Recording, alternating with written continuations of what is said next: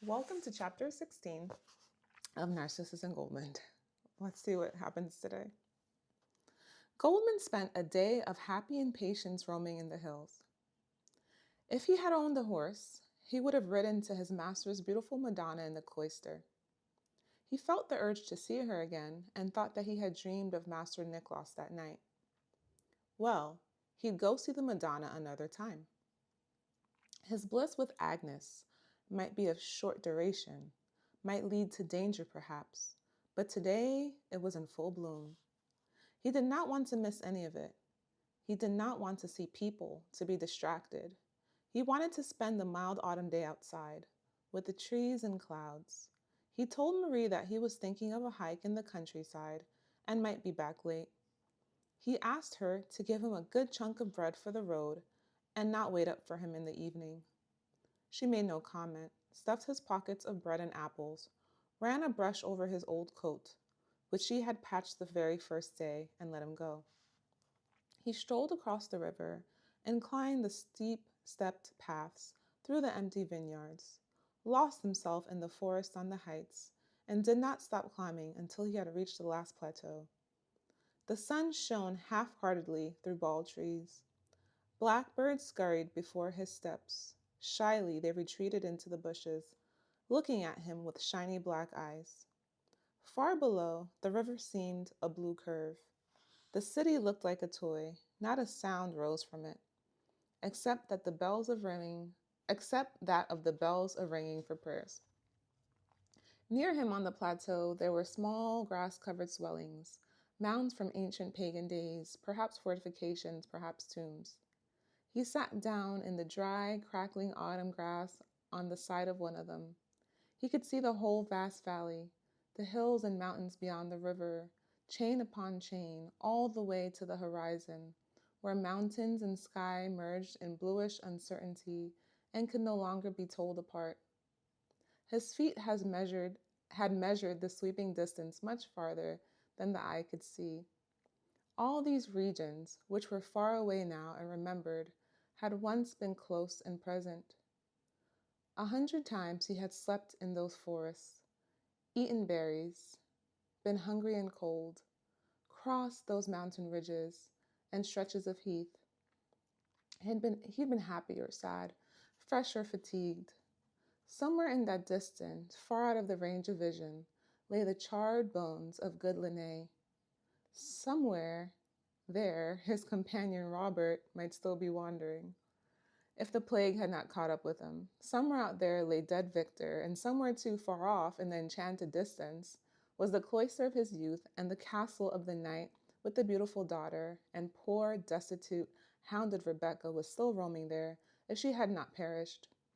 So many widely scattered places, caves and forests, towns and villages, castles, cloisters, and people alive and dead existed inside him in his memory, his love, his repentance, his longing.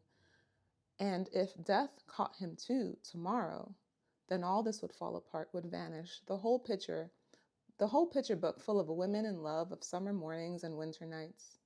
Oh, it was high time that he accomplished something, created something, left something behind that would survive him. Up to now, little remained of his life, of his wanderings, of all those years that had passed since he set out in the world. What remained were the few figures he had once made in the workshop, especially his St. John, and this picture book, this unreal world inside his head, this beautiful aching image of memories. Would he succeed in saving a few scraps of this inner world and making it visible to others? Or would things just go on the same way? New towns, new landscapes, new women, new experiences, new images, piled one on the other.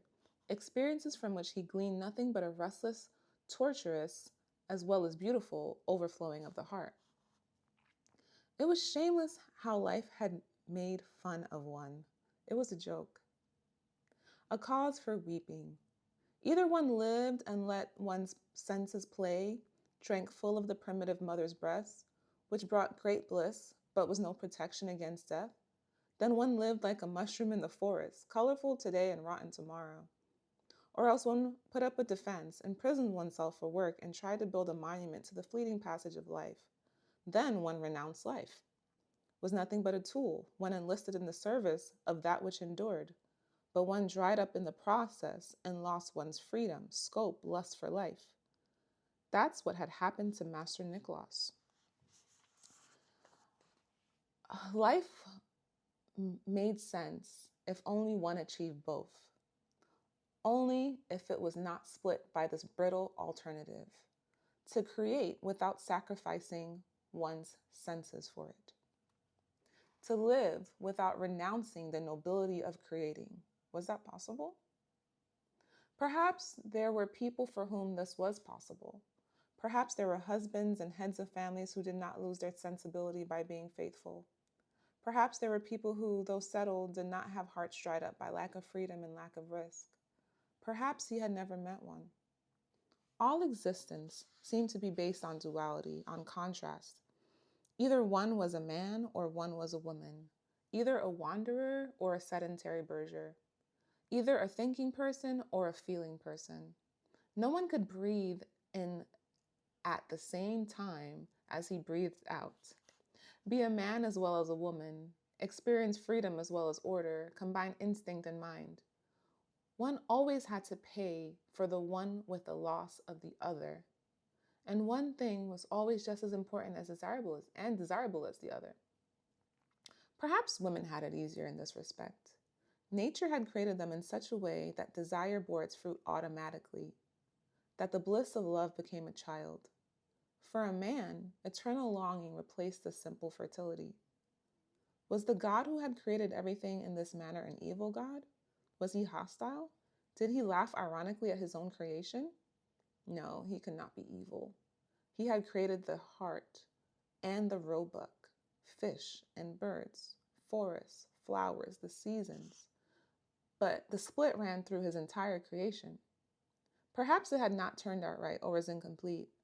Or did God intend this lack, this longing in human life for a special purpose? Was this perhaps the seed of the enemy of original sin? But why should this longing and this lack be sinful? Did not all that was beautiful and holy, all that man created and gave back to God as a sacrifice of thanks, spring from this very lack, from this longing? His thoughts depressed him. He turned his eyes toward the city, saw the marketplace, the fish market, the bridges, the churches, the town hall, and there was the castle, the proud bishop's palace, in which Count Heinrich was now ruling. Agnes lived under those towers and high roofs, his beautiful regal mistress, who looked so proud, but who could nevertheless lose herself, abandon herself completely in love. He thought of her with joy and greatly remembered last night. To have been able to experience the happiness of that night, to have been able to make that marvelous woman happy. He had needed his entire life, all the things women had taught him, his many journeys, his needs, wandering through the snow at night, his friendship and familiarity with animals, flowers, trees, water, fish, butterflies. For this he had needed senses sharpened by ecstasy and danger, homelessness, all his inner world of images stored up during those many years. As long as his life was a garden in which such magic flowers as Agnes bloomed, he had no reason to complain. He spent all day on the autumnal heights, walking, resting, eating bread, thinking of Agnes and the evening before him. Toward nightfall, he was back in the city, walking toward the castle. It had grown chilly. The houses stared out of the quiet red window eyes. He met a small troop of singing boys carrying hollowed-out turnips, with faces carved into them and candles inside. This little mummery left a scent of winter in its wake, and smiling Goldmund looked after them. For a long time he strolled about outside the castle. The church dignitaries were still there. Here and there he could see a priest silhouetted in one of the windows. Finally he was able to creep inside and find Berta, the chambermaid. Again she hid him in the little closet room, until Agnes appeared and silently led him to her room. Tenderly her beautiful face received him, tenderly but not happily. She was sad, worried, frightened. He had tried very hard to cheer her a little. Slowly his loving words and kisses restored a little of her confidence. "How very sweet you can be," she said gratefully. "You have such deep sounds in your throat, my golden bird." when you're tender and chirp. I'm so fond of you, Goldmund. If only you were far from here. I no longer like it here. I will soon come to an end anyhow. The Count has been called away. The silly bishop will soon return. The Count is angry today.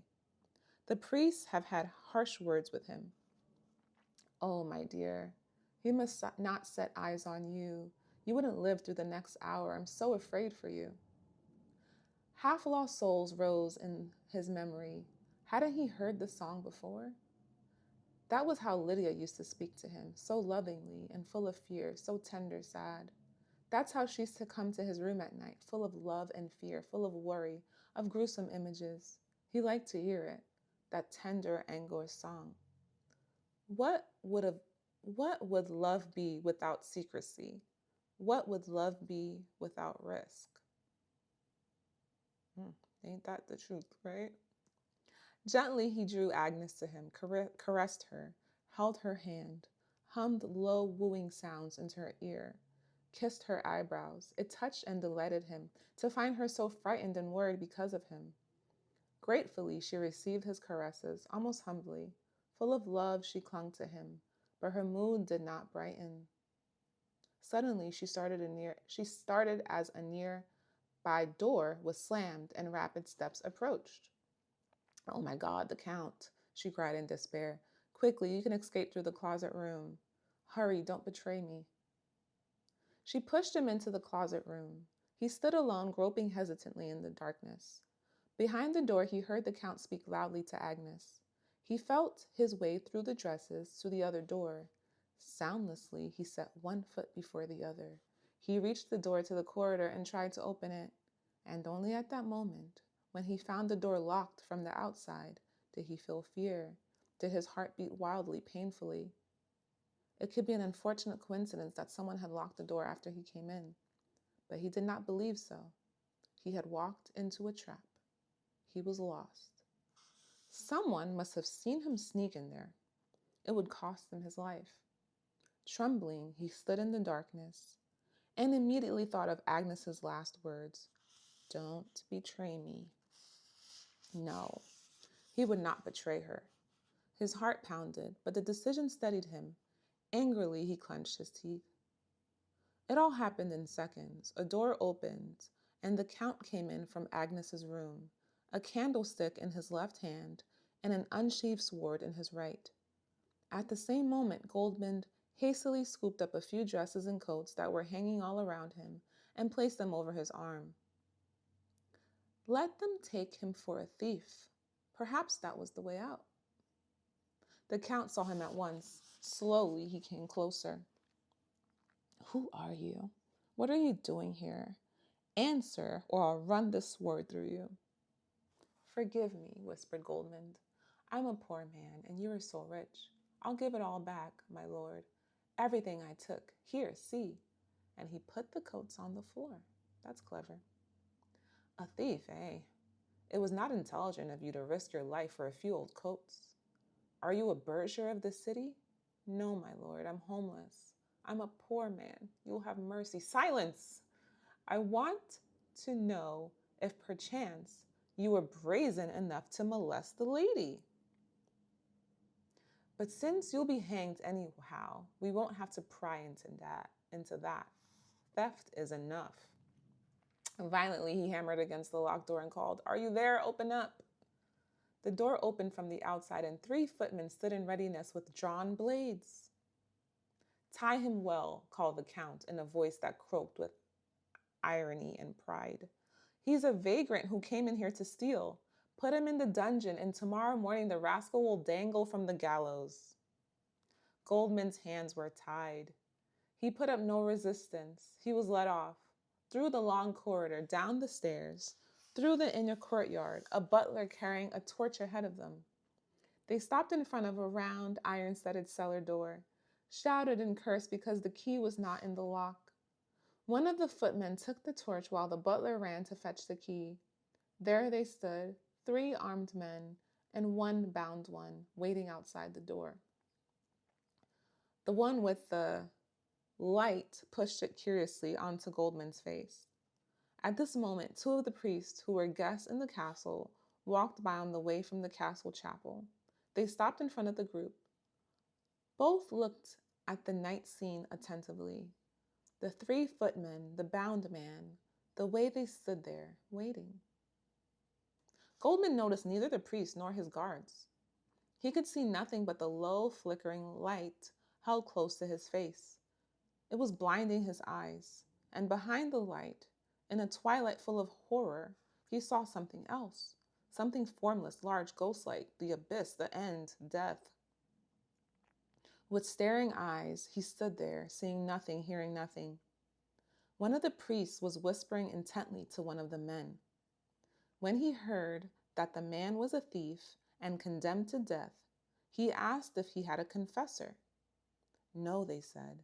He had just been caught in the act. Then I shall go to him in the morning, said the priest. Before early mass, I'll bring him the holy sacraments and hear his confession. You will swear to me that he will not be led away before. I'll speak to the count this very evening. The man may be a thief. He still has the right to confession and the sacraments like any other Christian. The men dared not contradict. They knew the clerical dignitary. He was one of the envoys. They had seen him several times at the count's table. And besides, why should the poor vagrant be deprived of confession? The priests walked off. Goldmund stared. Finally, the butler came with the key and unlocked the door. The prisoner was led into a cellar and stumbled down a few steps. A couple of 3-legged stools were set around a table. It was the anteroom of a wine cellar. They pushed a stool toward him and told him to sit down. Tomorrow a priest is coming to confess you, one of the men said. Then they left and carefully locked the heavy door. Leave me a light, brother, begged Goldmund. No, fellow, you might do mischief with it. You'll get along without it. The wisest would be to get used to the dark. How long does such a light last anyway? It would be out within an hour. Good night. Now he was alone in the blackness. He sat on the stool and laid his head on the table. It was painful to sit this way. The rope around his wrist hurt, but these feelings penetrated his consciousness only much later. At first he merely sat, with his head on the table, as though he were about to be decapitated. He felt the urge to impress upon his body and senses what had been imposed upon his heart, to accept the inevitable, to accept dying. For an eternity he sat that way, miserably bent over, trying to accept what had been imposed upon him, to realize it, to breathe it in, and fill himself with it. It was evening now. Night was beginning, and the end of this night would also be the end of him. That was what he had to realize. Tomorrow he was no longer to be alive. He would be hanging, an object for birds to sit on and pick at. He would be what Master Nicholas was, what Linné was in the burnt-out hut, like all those he had seen piled high on the death carts. It was not easy to accept that, to let himself be filled with it. It was absolutely impossible to accept it. There were too many things he had not yet given up, to which he had not yet said goodbye. The hours of this night had been given to him to do just that. He had to say farewell to beautiful Agnes. Never again would he see her tall figure, her light sunny hair, her cool blue eyes, the diminishing quiver of pride in these eyes, the soft gold down on her sweet-smelling skin. Farewell, blue eyes. Farewell, lovely mouth. He had hoped to kiss it many times more. Oh, only this morning in the hills, in the late autumn sun, he had thought of her, belonged to her, longed for her. And he had also to say farewell to the hills, to the sun, the blue and white clouded sky, the trees and forests, to wandering. The times of day, the seasons. Perhaps Marie was still sitting up, even now, Poor Marie with the good loving eyes and hobbled gait, sitting and waiting, falling asleep in her kitchen and waking up again. But no Goldmund would ever come home. Oh, and his paper and drawing pen, and all the figures he had wanted to make, gone, gone. And the hope of seeing Narcissus again, his dear St. John, that too had to be given up. And he had to say farewell to his hands, his eyes, to hunger and thirst, to love, to playing the lute, to sleeping and waking, to everything. Tomorrow a bird would fly through the air, and Goldmund would no longer see it. A girl would sing in a window, and he would no longer hear her song. The river would run, and the dark fish would swim silently. The wind would blow and sweep the yellow leaves on the ground. The sun would shine, and stars would blink in the sky. Young men would go dancing.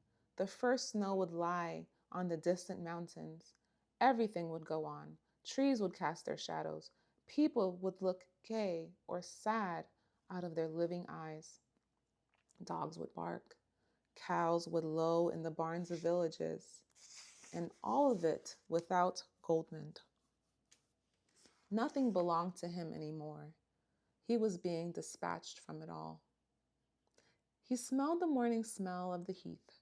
He tasted the sweet young wine, the young, firm walnuts. His memory spun a glowing panorama of the entire colorful world through his oppressed heart. In parting, all of life's beautiful confusion shone once more through his senses. Grief welled up in him, and he felt tear upon tear drop from his eyes. Sobbing, he gave in to the wave. His tears flooded out, collapsing. He abandoned himself to the infinite pain. Oh, valleys and wooded mountains, brooks upon green elms. Oh, girls. Oh, moonlit evenings on the bridges. Oh, beautiful radiant image world. How can I leave you? Weeping, he lay across the table, a disconsolate boy.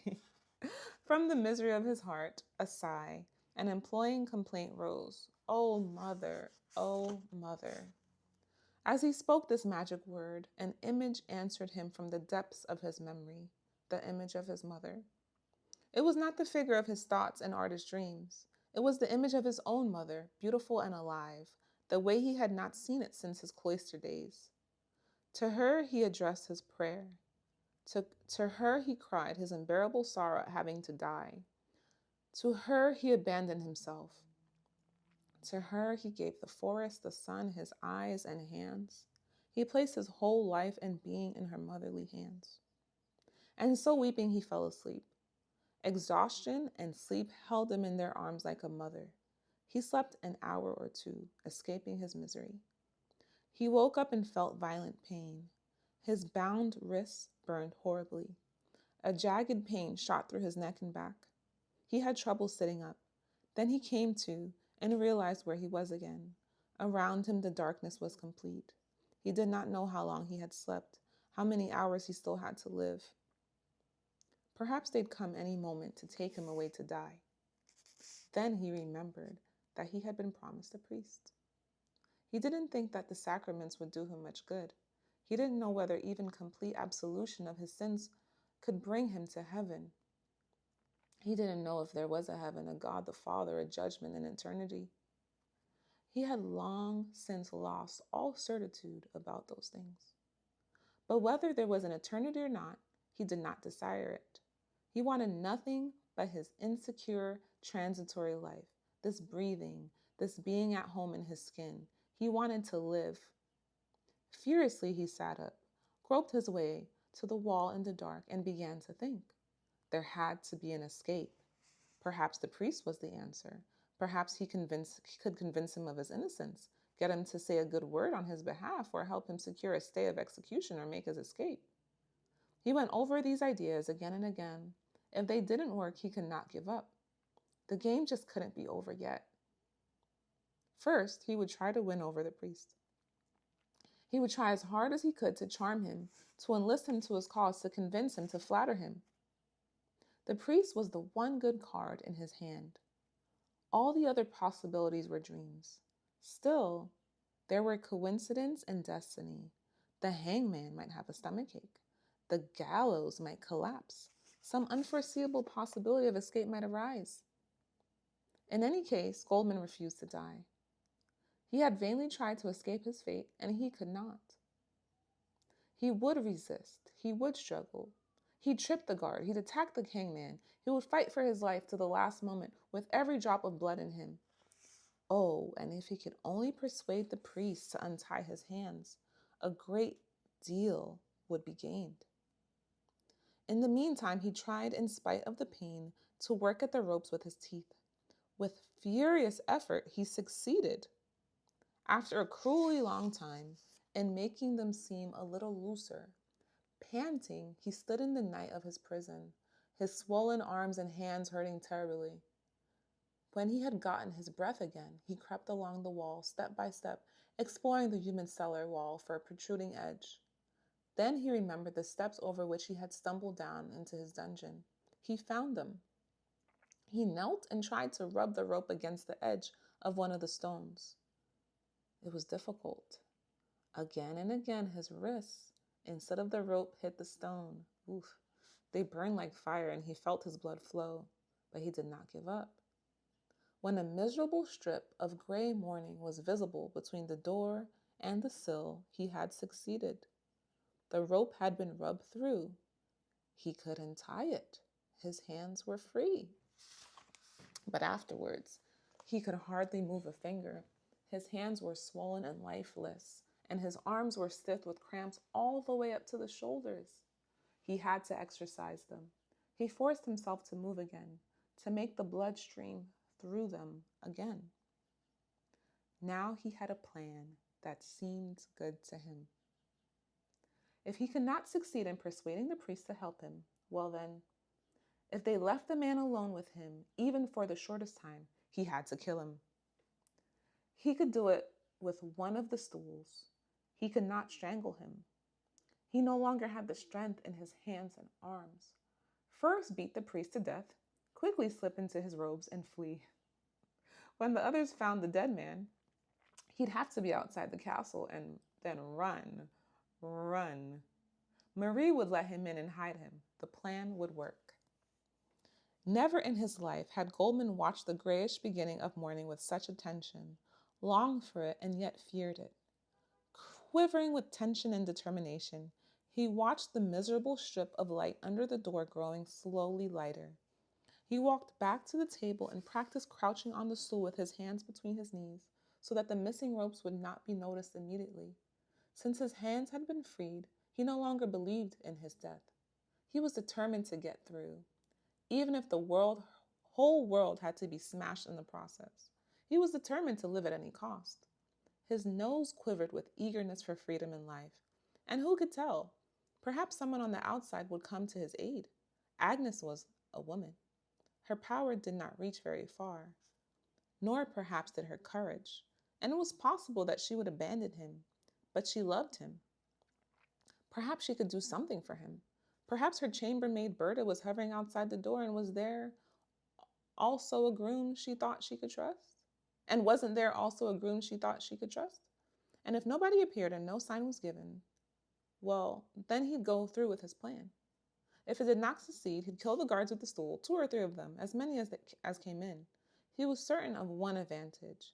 His eyes had grown accustomed to the dark cellar. He now recognized instinctively all the shapes and shadows in the twilight, whereas the others would be completely blind for the first few minutes at least.